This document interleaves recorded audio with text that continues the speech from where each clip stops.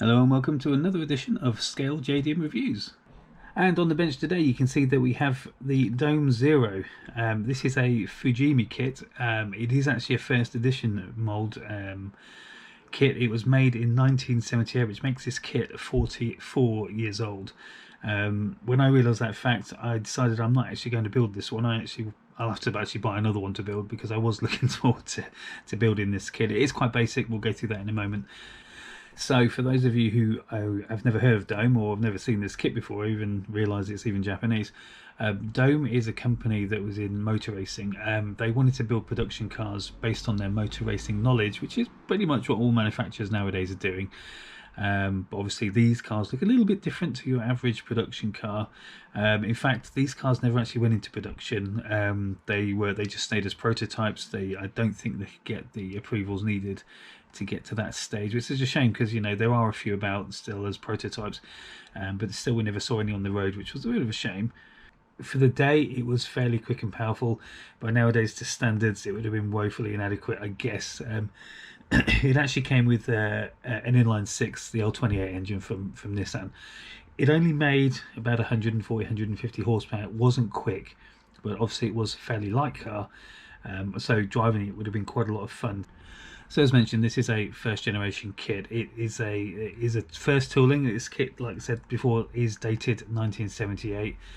You can actually see by the box the styling of the artwork, and even the Fujimi logo is completely different to what we see on modern cars nowadays.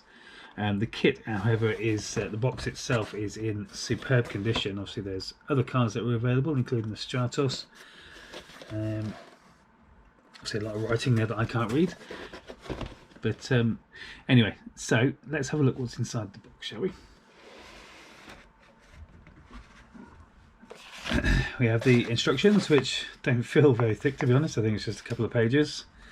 And then we have the body shell. Obviously this is kind of a very kind of old school Fujimi thing. They used to always separate the bodies with this kind of red cardboard inside. Everything is still bagged. The decals look pretty good, although the actual, I think the paper is actually, I think the decals are actually stuck to the plastic there, which is not going to be good. I think we'll have a look at those in a bit. Of course, the best way to see any kit whatsoever is out of the packaging. So although I'm never going to build this kit, I am going to remove it from those plastic bags so you can get a good look at it. And there she is. Okay, so I know that you're all dying to see that body shell, so let's get it out of the box before dropping it. And there it is. For 1978, the car is extremely well detailed. You can see, obviously, you've got some, although it's very smooth, you can see some mould lines and where the plastic was flowing, which direction it's flowing and stuff in the injection moulds. Obviously, once it's painted, you won't see any of that. But there's no flash. I'm quite impressed actually for such an old kit. Older kits were notorious for flash, which is obviously when you have incomplete moulding. So you got say you had the curve there of the fender, you have a kind of a really flat piece of plastic coming off that you need to cut off. That's what's known as flash. But the car is absolutely striking. It's lovely to look at. I wonder what its aerodynamics CD rating would have been. Next up, we have the wheels. They look like two-piece. You've got the two centre hubs for the fronts there. Obviously you need to, I'm guessing you have to screw those onto the front hubs, which is why they've taken them off, and the back's just gone to like a metal bar or something. Maybe that's a diff casing or something like that. I'm not too sure. That might be an exhaust pipe just there. Again, the chrome has lasted really quite well. It's not as flashy or as shiny as modern day, but this is a 40-year-old kit, so we can forgive it for that. These are the decals. I'm going to put these big on your screen in a short while. I'm just going to make sure I can pull this paper away, because I don't really want to damage the decals on this, but it does look like we can gently prise the plastic off. There we go. That's starting to come off a bit there now. I will leave that for another day, although I do think it has left some lasting marks on the decals itself. I'm not too sure if that's coming off on the camera where the air bubbles were on that you can see here. There's some on the decals just there, which is a bit of a shame. but those sort of things will be easy to paint on anyway. That's not a problem. Okay, next for the windows. Here we go. So you have the main one-piece screen, which is very flat, very dynamic, almost jet fighter looking. We have the side windows and the side door windows there. You can have the headlights up if you would like. Probably wouldn't build it like that because I find these bits really ugly, to be honest. You have the tail lights, the fog lights, and the number plate holder just there. Again, I'm really quite impressed with the way it was all moulded. There's no flash. It's very clean. It's almost of a similar quality of a modern kit, to be fair. The detailing on the windows is quite nice as well. Okay, next on to the first of the black plastic sprues. We have what can only be classed as a basic interior. If that's how it looks in a real car, I've got no reference photos for the interior of this at the moment. I can imagine that would be really uncomfortable, to be fair. Just some basic cushions on what would seem part of the frame. Obviously, yeah, a little bit for the steering wheel there, and you've got the dashboard there. We have the one screen wiper. We have that would be for the battery compartment. This car is designed to run with an electric motor, which is what a lot of early Fujimi kits did come with, so you can actually play with them as toys or maybe race them against each other. You could obviously get them going around circles or straight in a line or anything like that. Modern kits don't really come like that anymore, which is quite nice about this kit. This is also part of the fact you could run it with a motor. This is actually part of the bumper that would go underneath the car, just like that. So when you hit the wall, it wouldn't damage the kit. It would actually just damage this, and this would be spring-loaded, so it would just bounce back and bounce the car off in, hopefully in a different direction. These are side air intakes. They're obviously not even, but that's how the car is built. Yeah, it's spectacular. This bit here is a very, very small part. You can't really see that, but what that bit there is designed to do is designed to actually lock in the steering so it's straight, so that the car will just run straight and true. You won't be able to turn the wheels at that point. The wheels do turn. There is steering pivots and stuff, so that's only in use if you're going to put batteries in it. Next we have the chassis, and there we go, battery compartment. Obviously the chassis is very basic. It is designed, like I said, to run with a motor, which we'll see in a minute. There's your steering wheel, there's your steering column just there, and obviously that's where it locks in with the pivot point just there. You've got the backwards and forward switch, so that turns it on and off. You've got your steering arms, your top part of the steering arm suspension there, and a few of the detail parts. You've got the exhaust, you've got the dashboard, which it looks extremely futuristic even from a basic point of view. Yeah, there's not a lot of parts to this car. It would only take, literally, if you're going to build it without painting, it would take you about 5 minutes. But obviously we don't want to do that. We take our time with these things. But it'd still be a very good looking car, even if it was unpainted. Okay, so I haven't opened these up because there's loads of little bits in here. So what we've got is we've got the 4 tyres for the wheels. We've also got the rear axle, and as you can see, it comes with a gear. We also have some cabling and some metal contacts for the batteries, and also in there is a couple of front screws for the hub, so you can actually screw the wheels onto the hub so they don't come flying off. But also here, still in its original packaging from 40 odd years ago, is the motor. I don't know how fast the motor would be. It looks like it's never been out of the packet, or they say that the ends of it are going out there.